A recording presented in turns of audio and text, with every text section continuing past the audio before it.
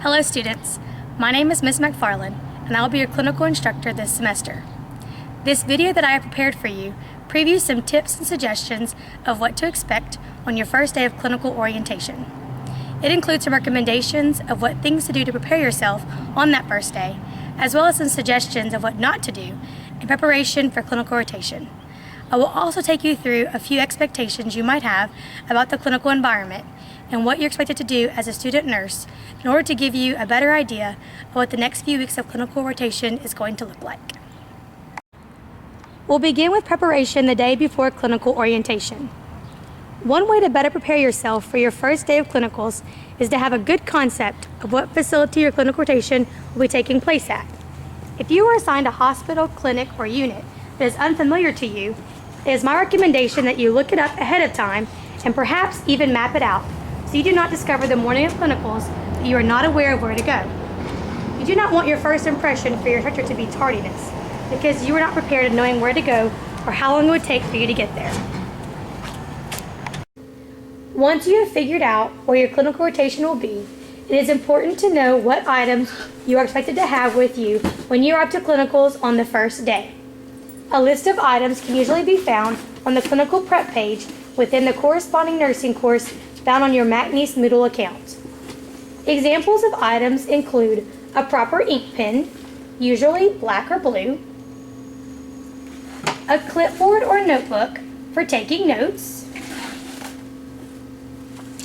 a dual pocket folder or 1-inch binder to serve as your clinical journal, a drug book, a stethoscope, a pen light, and a measuring tape, all of which can be contained in your uniform pockets or within your McNeese nursing bag. It will be challenging for you to achieve the intended clinical objectives if you do not come prepared with the necessary supplies you are required to have.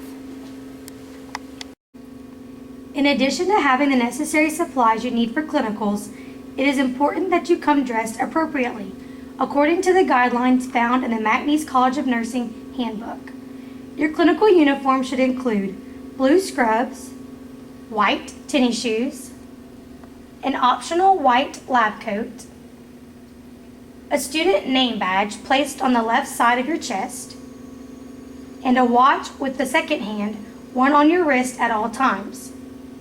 Your uniform should be washed, ironed, and matching in order to look professional.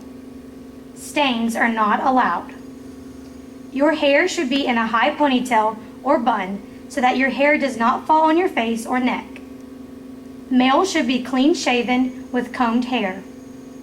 Any tattoos or piercings should be covered or not visible, and jewelry should be limited to simple stud earrings for females only.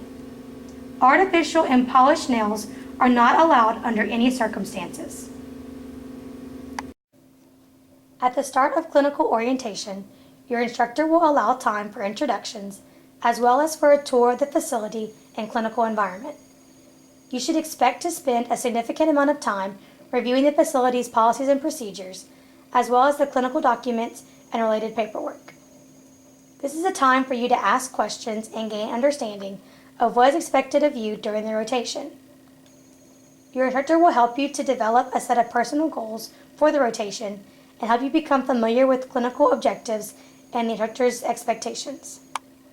It is during this time that you will also learn what is expected of you in terms of your clinical assignments, including when to retrieve information about your assigned patient, what documents must be completed, when submissions of paperwork and care plans are due, and when to expect feedback from the instructor. You will also learn about pre- and post-conferences and when you are allowed to take a lunch break. Make sure to ask questions as they arise, because more times than not, somebody else is wondering the same thing. Even though orientation can be lengthy and tiresome, it is important to stay focused and to stay attentive. While every clinical rotation is different, the tips in this video will help in any clinical setting. If you follow these simple steps and devote quality time to your clinical prep and paperwork, This will be a positive learning experience for you. I hope you've enjoyed this video and have a better understanding of what to expect on your first clinical day. And most of all, remember to be open-minded with a positive attitude. It's okay to enjoy clinicals and actually have some fun.